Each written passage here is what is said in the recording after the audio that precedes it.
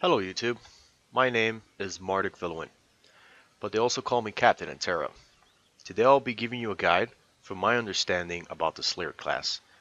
I'll be showing you in this guide 5 steps that you need to perfect in Slayer PvP. It will be pretty extensive, so I hope you guys enjoy it and stick around, so let's begin. Step 1. Staggers. I know it looks fairly simple, but this is going to help you in the long run, like a lot. This is one of the most important things in Slayer PvP. Not in all classes they have a stagger. What it just basically does, it flinches the character, and that flinching moment that that the character or the opponent is, they can't do anything.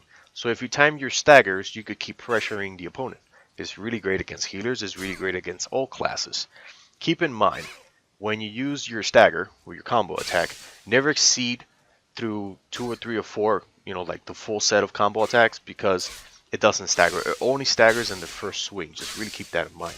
So get a friend or anybody that you guys know, or just hit a mob. Seriously, just go to a mob and hit a monster, and just reset your stagger and just time it. You could time this by just putting in your brain 2 seconds, and your combat animation. Just put 1 and 2, and you hit. I mean, it's fairly simple, guys. But just keep in mind, guys, this is going to help you in the long run. This is one of the most important things to do in Tera. Seriously, you have to stagger. So practice this, guys, and I'll see you in the next one. Fury Strike. This is your second stagger. Pretty used. It has a good range. It has a healing debuff, which is pretty useful for healers and such. And when you have low HP, it really hits hard like a truck, because the lower you are, the harder it hits. So you're gonna have a lot of fun with this one. In those oh shit moments, I'm about to die, you press Fury Strike. Trust me, it's gonna save you. And your opponents are gonna be like, what? If you know what I'm talking about. So keep practicing this.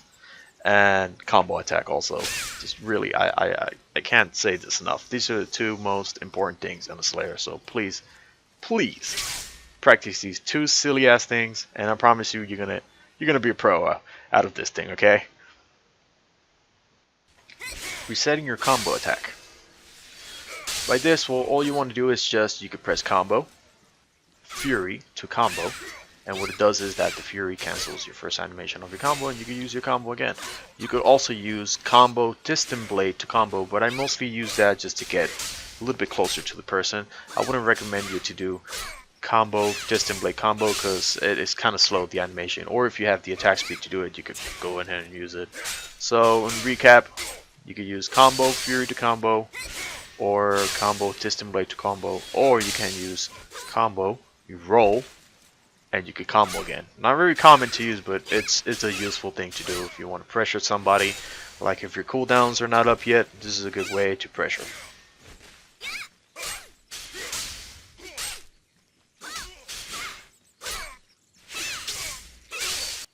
Also, guys, keep it note that your Eviscerate, your Overhand Strike, and your Whirlwind also staggers. But really, it's just a side perk. And you could time these staggers to do offensive maneuvers, and mostly in chains. Like if you're going to chain, for example, hard thrust overhand to measured slice, you have your overhand stagger. So keep in mind, these are just side perks. I want you guys to focus on your combo attack and on your Fury, because those are the most important staggers.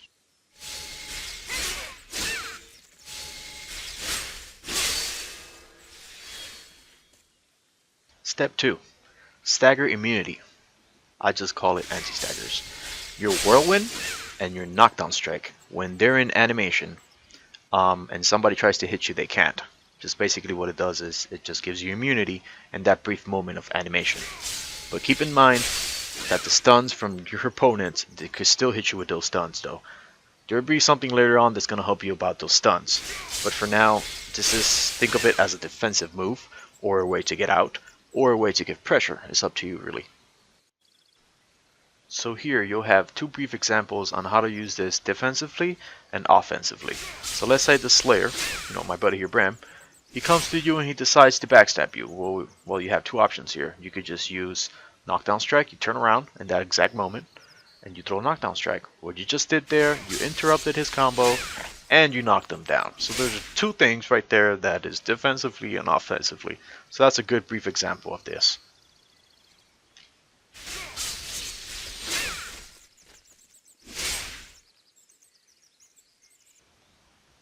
Step 3. Knockdowns and stuns. Measured Slice and Knockdown Strike are your two main knockdowns. These things are very important for later on use that I'm going to explain. There's a new way to do a knockdown, which is with Eviscerate. It's not hard, you'll be learning on it, but you will not rely on spacebar after this guide, because spacebar, it's a good thing to use, you know, just to change your skills, but you should have at least specific skills that you could just press on manually, because you just need them. You need them for those moments, because it's mostly PvP is like that. You got to use your skills at your max potential. So how this works is this is called skill canceling. What this means is when you use knockdown strike, in that moment of animation, you throw an eviscerate. So what you're doing is you're canceling your animation in midair, throwing an eviscerate. So what this does is that your knockdown, for some reason, I don't know, I just figured this out. Everybody, and when they were dueling, I don't know, they just figured this out. It doesn't go on cooldown, so your knockdown strike is always up because you never used it. You were just in that mid animation in the air, and you threw an eviscerate. What's funny about this is that when you do that, for some reason, it knockdowns people. So hell yeah, you know. So this applies on Whirlwind to chain it. So what you do is you could do knockdown strike to eviscerate, or Whirlwind to eviscerate, and it'll just knock them down, which is pretty cool. So you guys try that, practice it. It's a little bit hard, but you'll get used to it once you put your eviscerate on a specific button. You don't want to use your spacebar at all in this movement, because it will not work, because it will just do Whirlwind, and your spacebar is going to say overhand strike, then eviscerate, and then overhand strike, and then you just keep pressing spacebar, and then you turn into a spacebar hero. You don't want that in this guide. I want you guys to use your skills and your buttons as the best way possible to have full control of your character. Tenacity, pretty basic. It just gives you stun resistance. You want to use this in the right time. You don't want to spam it as a mana, like just to get mana back. It is a good way to get mana back, but mostly what it really does, it just gives you stun resistance. This is pretty useful.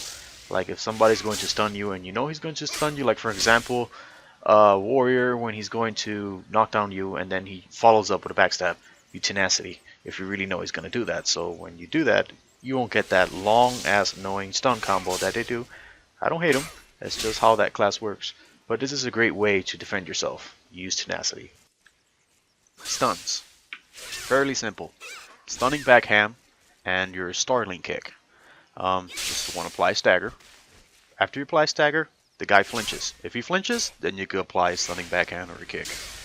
Get your friend, go to Corsair Stronghold, any place or anything that you could do, so you can practice this. You can practice this even with a normal mob, even though he's not going to flinch, but so you can get your timing right. So you just throw a Fury Strike to a kick, or you want to throw a combo attack and reset it with a Fury Strike, and then you could go with a stunning backhand. You can also do that too.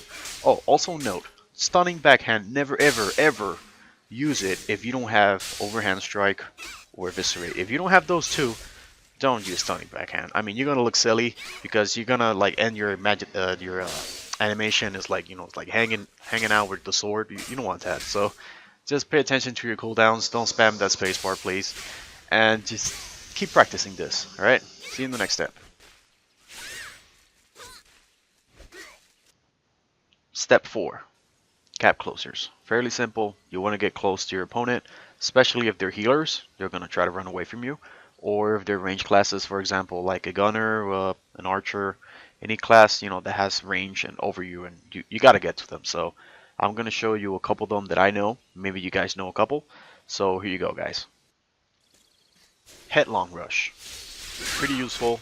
One of the best and fastest cap closers you got in your arsenal. Thing to note that Headlong Rush has like a little bit of aim assist. It's very small, but it really helps, like if they're turning around or something. So take advantage of that and try to aim as like in center mass as possible, so you can get that auto aim. So try it out with knockdown strike if you guys want to, or stunning backhand, which is pretty good. Or you could just throw a Headlong Rush and throw a Fury, which is really good. I mean, if the guy's really far, you know, running away from you, and he's like giving a free back crit, you could just go ahead and throw that, and throw up a kick or whatever you feel like. But you know the concept of this one is you want to gap close, so it's a great gap closer. Use it wisely, and see you in the next one. Leaping Strike to eviscerate. I love this one. I don't know why, but um, it's a great gap closer because when you throw Leaping Strike, apparently eviscerate also knocks down people. So there you go. You got two things done pretty quick. So this is great for range. I really recommend it if they're not paying attention. You can throw this. I mean, you're gonna really confuse them with this one, but don't abuse it too much because then they will notice. So try to use it in those moments like you feel like they're like in an animation or anything, or they're just busy doing something else to you, and you can throw that one down. That one's pretty good. So practice this one, and I'll see you in the next step.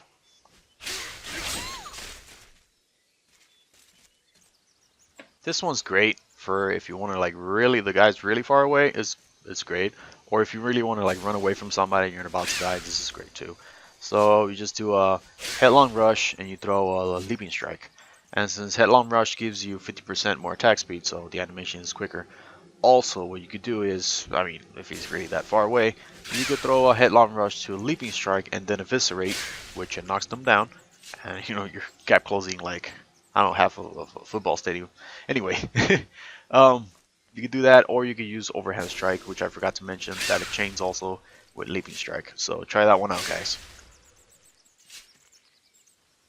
Also note, when you throw distant blade, never use the third one. Always use two, and then you can throw a fury strike. If you use last distant blade, what it does is that it slows down your body and your animation. You don't want that in PvP. You want to be snappy and quick as possible. So always try to put in your head to only use two distant blades.